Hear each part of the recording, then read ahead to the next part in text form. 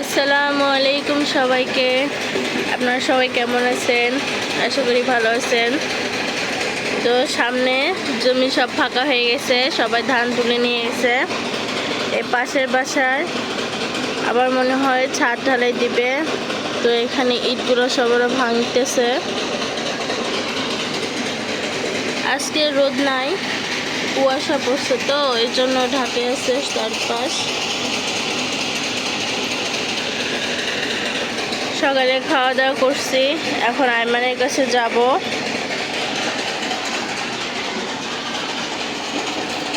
এখন আমি বক্সটা নিচে নিয়ে যাব, যেহেতু এটা চেঞ্জ করবে।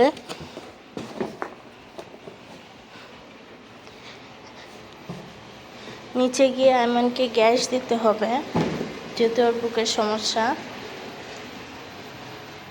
ইরফান কই উঠছে, একা একা ওঠে। ওকে নাড়ু করে কেমন লাগতেছে আপনারা সবাই জানাবেন। মাথায় অনেক চুল হয়েছিল, ঘামে যায়, তাই কালো আম্মু ওকে নাড়ু করে দিছে।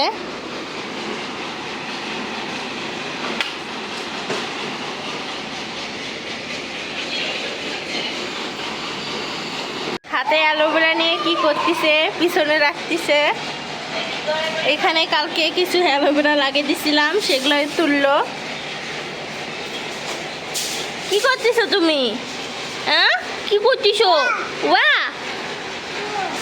কি এখানে ঘাড়ে থুইছো? ঘাড়ে? হ্যাঁ, ইরফান, ইরফান কই যাও? ওয়া ওয়া, এখান থেকে কাউকে দেখা যায় না, অন্ধকার। ওই জরুরি জরুরি জরুরি। কি তুলবে, আবার তুলবে?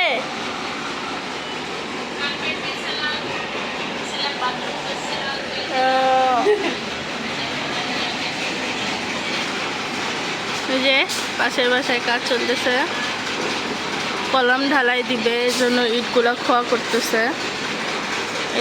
এদের কাঁঠাল গাছ অনেক বড়, ঝোপালো। আজকে রোদের সেরকম জোর নাই, আকাশ থেকে আছে কুয়াশাতে। এখন ঠান্ডা পড়বে। আগে তো রোদের জন্য একটু গরম লাগতো, এখন আরো ঠান্ডা লাগবে, রোদ নাই।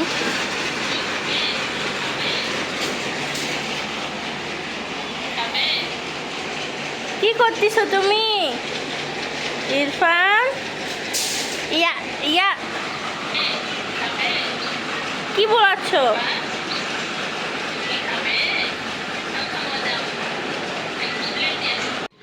তো আমি আর আইমান এই বেলকনিতে আসলাম। তো ছোটবেলায় খেলনারা গাড়ি নিছে। আগে তো পা ছোট ছিল, এখন পা বড় হয়ে গেছে, এখন সেভাবে বসতে পারে না, তারপরেও খেলা করতেছে। তো এই পাশের বেলকনিতে রোদ আছে, তাই ওর আম্মু বললো এই পাশে বেলকনিতে যায় রোদ খাইতে। তো আমরা রোদ খাইতে আসলাম। দেখেন এই পাশ থেকে কত দূর দেখা যাচ্ছে, সব দিকে প্রায় জমি খালি, কিছু দুই একটা জমিতে ধান আছে। এই যে দেখেন, কি করতেছো তুমি? কি করতেছো? বের হবে, বের হবে, দাঁড়াও, আমি নিচ্ছি। এই যে, হ্যাঁ, তুমি বের হয়েছেন, এই তো।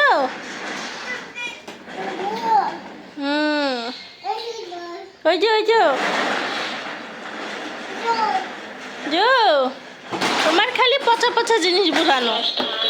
মানে এখানে ঘুম আসলো অনেকক্ষণ কাশাকাশি করার পর, ক্লান্ত হয়েছে, ঘুমের মাঝেও কাশতেছিল। তোকে নিয়েছিলাম, আর আম্মু কাপড় ধুইল। তো ঘুম আসছে, ঘুম আসুক। তো সবাই বাচ্চার জন্য দোয়া করবেন। তো আজকে এই পর্যন্ত, সবাই ভালো থাকবেন, সুস্থ থাকবেন। আল্লাহ হাফেজ।